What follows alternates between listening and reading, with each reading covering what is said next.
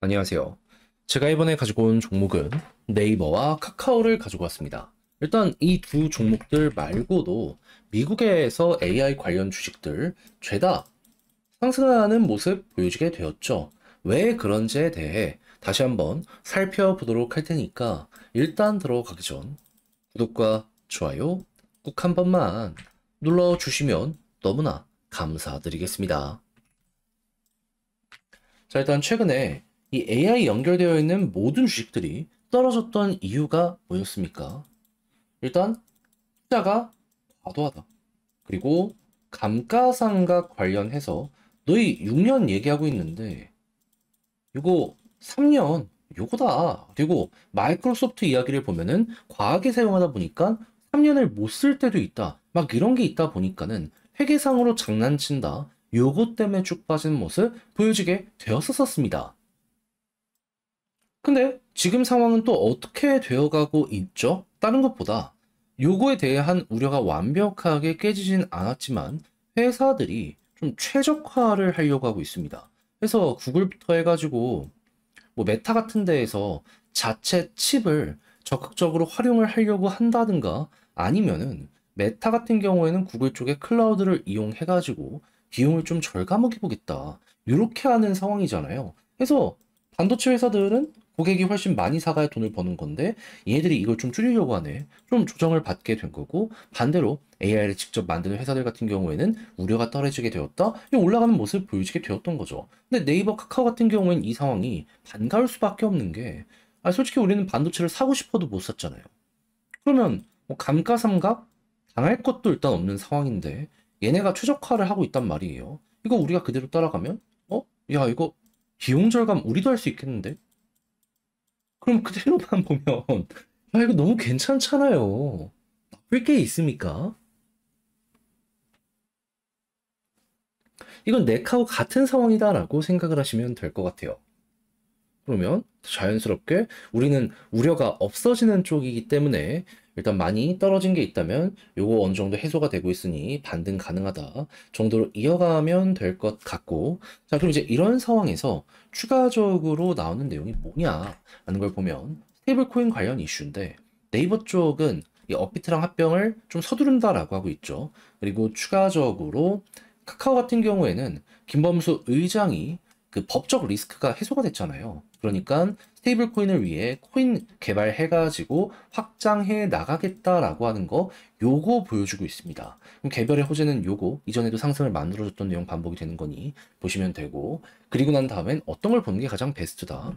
내년까지 금리 인하 어떻게 되는지, 결국 시장에 풀려 있는 돈 유동성이 많아야 올라가는 요 폭이 커질 수 있는 거잖아요. 요거 집중해서 보시면 될 것 같은데, 근데 이전보다 상황이 훨씬 긍정적인 이유가 뭐냐 하면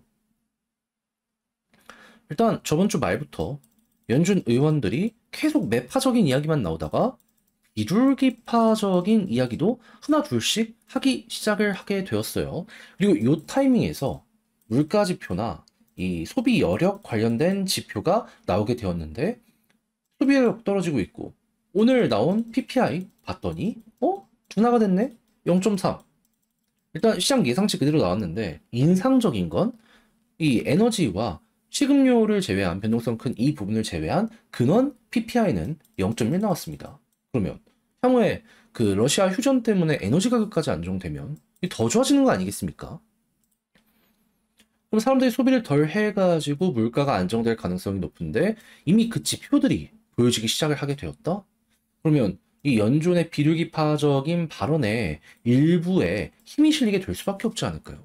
그리고 여기에서 이제 내년 5월 파월 의장의 임기가 끝나는데 새로운 이 연준 의장으로 떠오르는 사람이 지금 굉장히 비둘기파적인 모습을 보여주고 있거든요.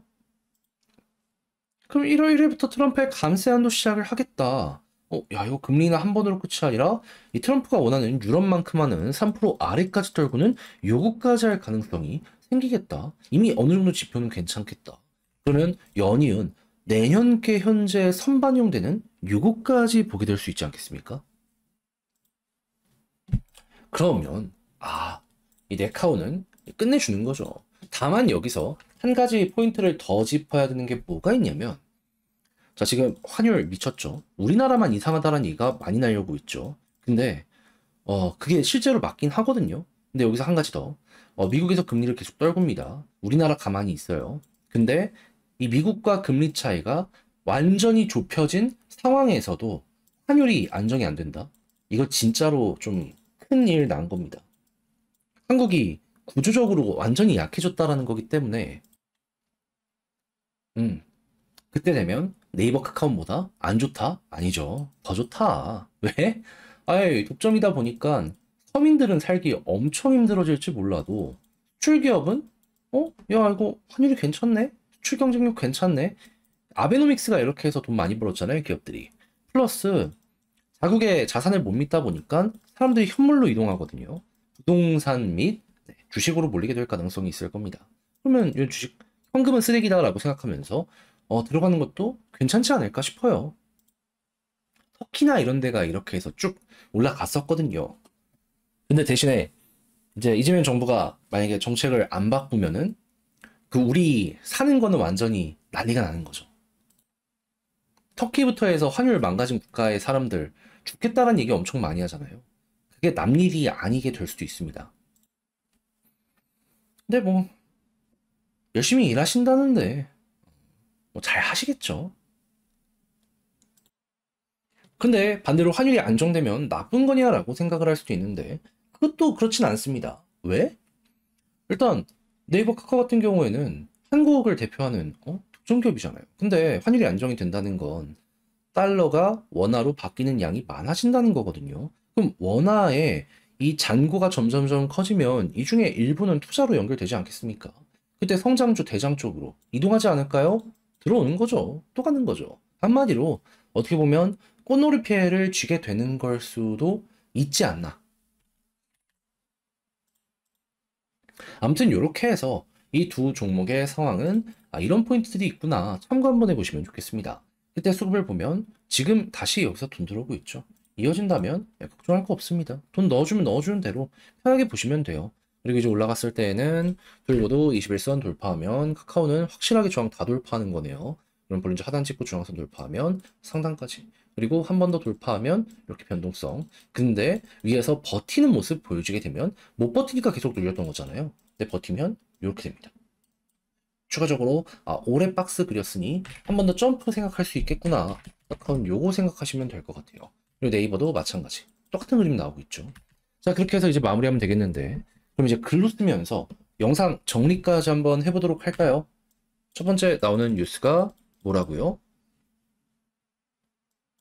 지금 AI 관련해서 최적화 이슈들이 들려오고 있다 보니까 우리 입장에서는 뭐 감가상각 할 것도 없는 상황이었고 플러스 여기에 비용을 절감할 수 있는 빅테크들의 움직임이 나올 수 있기 때문에 이거 잘만 따라간다면 야 이거 영업 마진율 잘 챙기게 될 수도 있겠다. 그리고 이제 두 번째 같은 경우에는 이전부터 이제 얘기가 많이 나왔던 스테이블 코인 관련 이슈들, RWA 관련 이슈들 이런 것들도 더해지게 될 수 있으니까 따라가 보면 좋고 세 번째 같은 경우에는 금리 인하 가능성이 커지면 이런 네이버 카카오 같은 성장주, 빅테크 관련된 주식들 같은 경우에는 올라가게 될 가능성이 높으니 요거 계속 기대감 지금 커지고 있는 거, 반영되는 거 따라가 보면 되고 요 타이밍 속에서 이제 환율이 안정이 되든 계속해서 이 높은 상황을 유지를 하든 얘네들은 어떻게 보면 꽃놀이패를 쥐게 되는 걸 수도 있다 보니까 상황이 뭐든지 간에 좀 수급을 장기적으로 끌어들일 수 있다. 이것도 한번 준비해보면 괜찮겠다. 그리고 수급적으로 외국인 기관 아까 말씀드린 그거 꼭 보시면 좋고요. 그 이후에는 이제 21선 돌파해서 볼린저 상단을 1차 목표로 두되 돌파를 못하면 단기 고점 돌파를 한다면 변동성 한번 더 나오겠거니 생각을 하면서 요거는 다음 스텝을 밟아나가 보시면 괜찮을 것 같습니다. 자, 그렇게 해서 네이버 카카오 쭉 봤는데 어떻게 여러분들께 도움이 되었을지 모르겠어요. 잘 보셨으면 좋겠고 전 다음에 더 좋은 영상으로 다시 인사를 드리겠다라고 말씀드리며 이상 주식 정리해드리는 주정남이었고요. 끝으로 구독, 좋아요 눌러주시고 남은 시간 화이팅 하시고 내일 또 뵐 수 있었으면 좋겠습니다. 자, 멤버십 본격적으로 시작한 지 얼마 되지도 않았는데 벌써부터 한 종목씩 차근차근 터지는 모습 보여주고 있죠. 지금 11월 12일 멤버십으로 파크 시스템즈 여러분들께 소개를 해드렸는데 지금 어떤 상황이다 보이십니까? 계속 올라가고 있습니다. 그래서 한 10% 정도 지금 수익권 오게 되었는데 일단 따라오신 분들 너무 축하드린다라고 말씀드리고 이 외에도 좋은 것들 꾸준하게 계속 설명드리고 있으니 참여 한번 해보고 싶다. 멤버십 가입하셔서 어떤 거 있나 한번 눈여기라도 해보시면 좋겠습니다. 저는 말보다 결과로 증명을 해왔습니다. 작년 저희 채널에서 두산 에너빌리티를 메인 종목으로 공개적으로 말씀을 드려왔고 올해는 현대건설, 두산 로보틱스, 레인보우 로보틱스, ST팜, 리가켄바이오, 그리고 네이버와 카카오 같은 대형주 꾸준하게 안내를 드려왔고 항상 좋은 결과를 내는 방향에 대해서 여러분들께 안내를 드릴 수가 있었습니다. 단순히 이거 좋다가 아니라 감으로 찍는 게 아니라 이 수급과 그리고 근거 위주로 해서 과정과 결과를 영상을 통해서 여러분들께 보여드릴 수 있었는데 근데 이제는 여기서 한 단계 더 나아가서 집중된 방식으로 보여드릴까 합니다. 저는 오늘부터 유튜브 멤버십을 오픈할까 해요. 멤버십에선 스몰캡 중에서 아직 시장에 관심을 못 받는 종목들 중에서 수급이 유의미하게 들어오는 종목 매일 최소 하루에 한 종목씩 요약해서 여러분들께 공유해 드릴까 하거든요. 괜히 많은 종목 던져놓고 이렇게 보셔라 이게 아니라 이 정해서만 안내 드릴 테니까 선별하고 근거 제공하는 이런 것들 한번 보고 싶다. 멤버십 버튼 한번 눌러주시면 되겠습니다. 물론 투자 판단과 책임은 여러분들 본인에게 있겠죠. 하지만 저희 채널은 근거 있는 데이터와 흐름을 바탕으로 이전에 그랬던 것처럼 앞으로도 제시를 하도록 할 테니 많이 찾아와 주시면 좋겠고요. 지금 하는 멤버십 구독이 향후 여러분들의 미래 계좌를 바꾸는데 큰 도움이 되었으면 좋겠습니다.